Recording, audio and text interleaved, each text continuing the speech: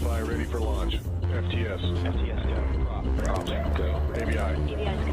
10, 9, 8, 7, 6, 5, 4, 3, 2, 1.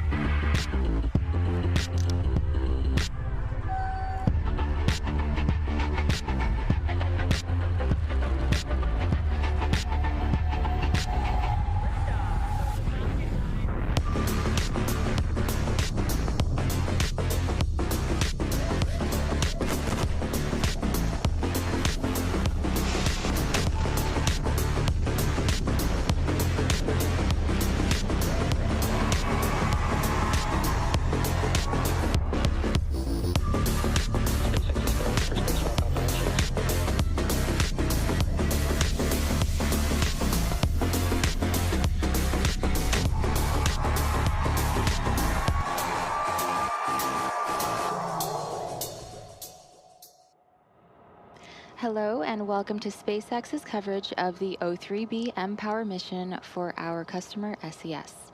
On your screen is a live view of Falcon 9 awaiting its 5:27 p.m. Eastern Time launch from Space Launch Complex 40 at Cape Canaveral Space Force Station in Florida. My name is Annie Tway and I am a recovery operations engineer here at SpaceX, joining you from Hawthorne, California. Today's launch will mark SpaceX's 5th O3B mPOWER launch for SES. So far, we've launched 8 O3B mPOWER spacecrafts with another 2 on board the second stage today. SES's O3B second generation mPOWER system operates about 8,000 kilometers above Earth's surface, which is referred to as MEO or medium Earth orbit. The initial mPOWER constellation is comprised of 13 high-throughput and low-latency satellites, along with extensive ground infrastructure. Weather is a watch item today with a current flight rule probability of violation at 20%. We'll keep you updated with weather as we get closer to launch. If needed, a backup opportunity with another 2-hour window is available tomorrow. As we count down to launch, here is a video from SES with a bit more about today's mission. Unmatched reliability, flexibility, security, and throughput at scale. These are the non-negotiables of high-performance networks today. With intelligent space systems leading the charge in connecting the globe, the possibilities for innovation and transformation are endless. And O3B mPOWER is at the core of that. Watch with us as the next pair of O3B mPOWER satellites roars into space. The 9th and 10th O3B mPOWER satellites will scale the 8th satellite constellation already in operation at medium Earth orbit, 8,000 kilometers from the Earth's surface, unlocking increased capacity and bringing enhanced network efficiency to the system. As the market demand for MEO services continues to soar, our bolstered fleet empowers even more governments, enterprises, and communities across Asia-Pacific, Africa, the Middle East, and the Americas, solving connectivity challenges, driving digital inclusion, and enabling next-generation AI applications. With the addition of these 2 powerful satellites, our O3B mPOWER constellation continues to set standard for global connectivity. O3B mPOWER satellites are the most powerful, technically advanced, flexible constellation in space. Our O3B mPOWER services are in high demand, and we're eagerly waiting for this new 2 pair of satellites to strengthen our MEO network. These 2 new satellites bring incremental capacity to scale up services provided by our second-generation MEO system, enabling us to meet the evolving needs of our customers around the world. Since becoming operational in 2024, our O3B mPOWER system has been successfully serving our mobility, government, enterprise, and cloud customers around the world, bringing critical connectivity where it matters the most. Our key customers include many cruise lines, fast-growing airline customers, NATO, government in Luxembourg, government of the United States, and many other allied governments. I'm very proud of our SES team and partner teams that continue pushing boundaries of what's possible in space. Thank you to Boeing for building these powerful satellites, and thank you to SpaceX for our continued partnership. Let's watch the launch.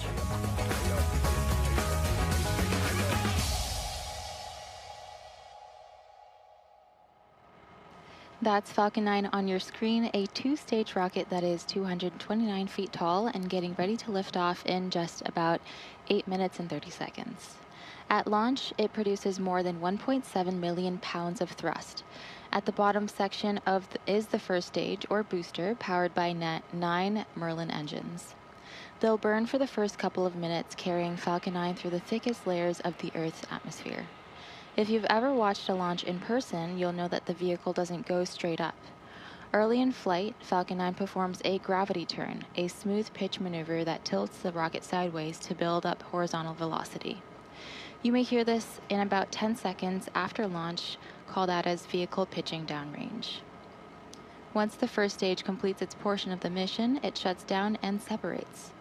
A staged rocket like Falcon 9 sheds the booster to eliminate the weight and uncover the Merlin vacuum engine on stage 2. To reach orbit, the vehicle needs to go fast, hitting an orbital velocity at about 28,000 kilometers per hour, just to keep from falling back to Earth. That's fast enough to lap the Earth in about 90 minutes, or fly from New York to here in Los Angeles in just under 10 minutes, which is about 7 times faster than the fastest airplane.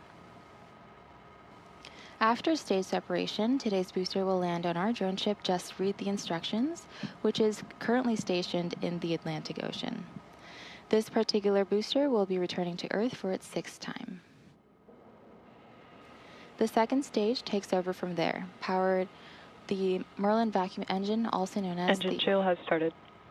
Also known as the MVAC, which is extended. With its extended nozzle and optimized design, the MVAC drives maximum performance in the vacuum of space.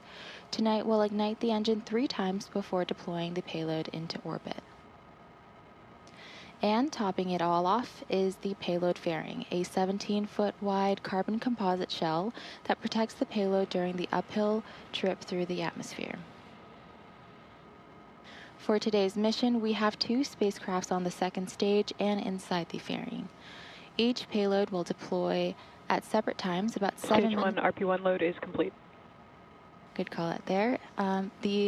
Each payload will deploy at separate times about 7 minutes apart from each other. Because of the launch adapter used for today's mission, we will not have a good view of the payloads, and we will be ending today's broadcast on stage 1 landing. We'll confirm a successful deployment later on X. About 3 minutes into flight, both halves of the fairing will separate and parachute back to Earth. If recovery goes to plan, the fairings will be pulled from the ocean and prepped to fly again.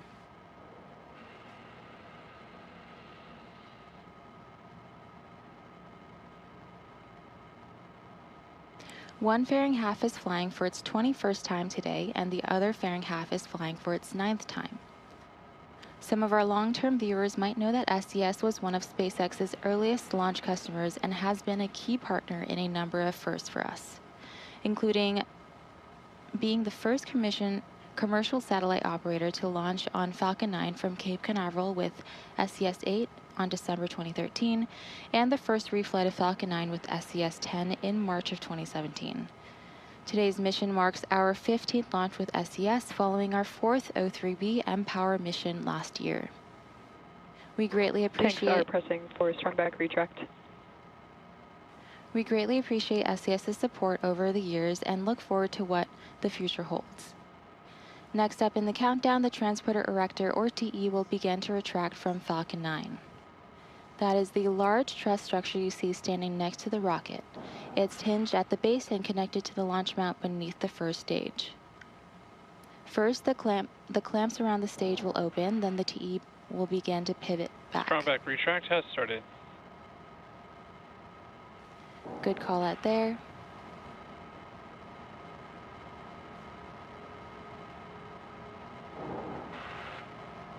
And now you can see the clamps beginning to open.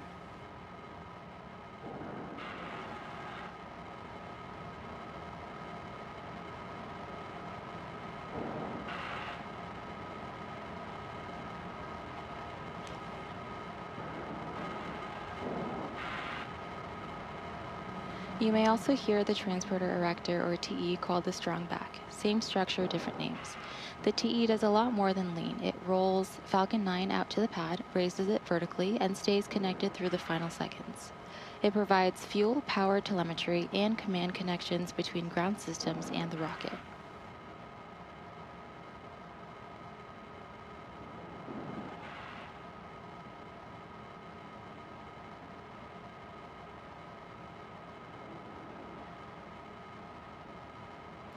Those clamps you saw at the top help stabilize the second stage during fueling. They also prevent movement in high winds. Once they open, the rocket is fully free at the top. Right now, both stages are nearly fully loaded with about 1,000,000 pounds of propellant. This includes RP-1, a highly refined kerosene, and liquid oxygen chilled to over 300 degrees below zero.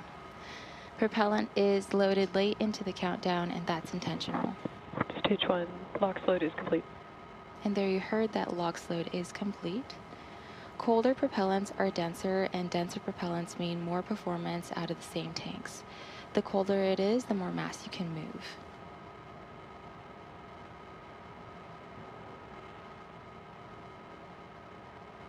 At T-minus 60 seconds, Falcon 9 will enter startup. At that point, the rocket's on-bound flight computers take over. From here on, the countdown is fully autonomous. And now, just inside of T-minus 2 seconds, the 9 Merlin 1D engines ignite. Once they're at full power, Falcon 9 will lift off with the pad. Stage 2, LOX load is complete. And begin its climb to orbit. As of now, the satellites remain healthy. The rocket is tracking no issues. Weather is green, and the range is clear to support our scheduled liftoff at 5:27 p.m. Eastern Time.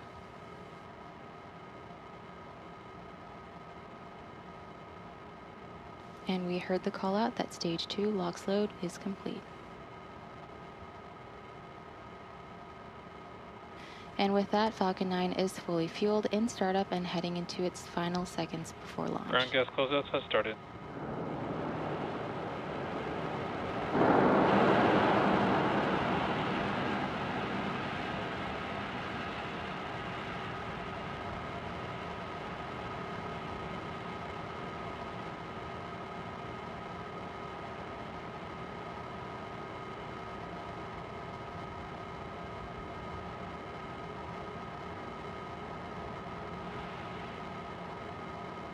Falcon 9 is in startup.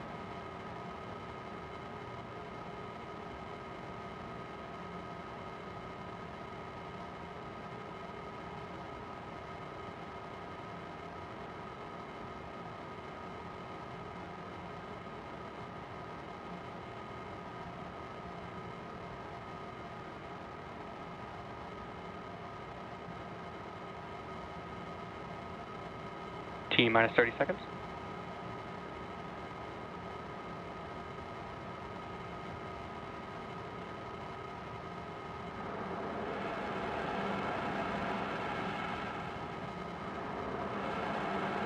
T-minus 15 seconds. Hold.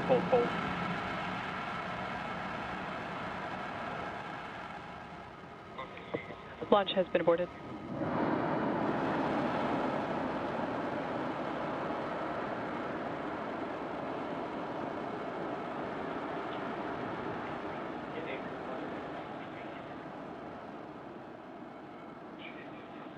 All right, team, let's move into the offload procedure in 1.160.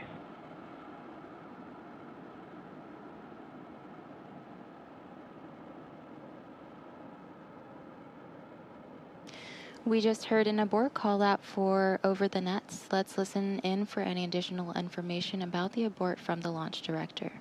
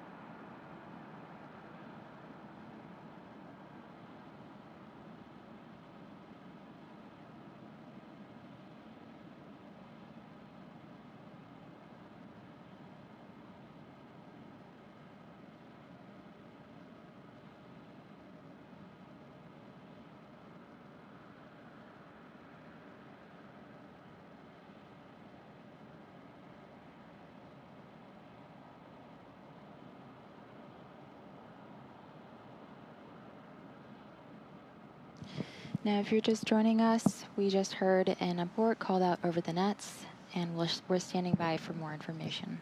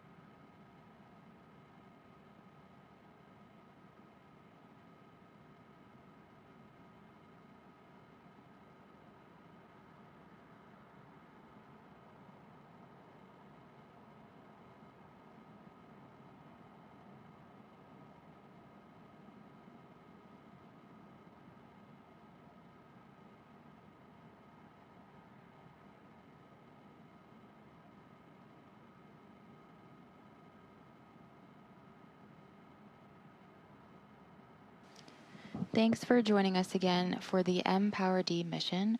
We heard an abort called and we will be closing today's webcast. One purpose of the countdown is to help us catch any potential issues before flight, so that we can continue to ensure rapid and reliable access to space. Again, the vehicle and payload remain in good health, and we hope you'll join us for our next launch opportunity. If you're interested in more launch coverage, be sure to check out spacex.com/launches for the most up-to-date information, and remember to check out additional updates at SpaceX on X. Thanks for tuning in, and we'll see you again next time.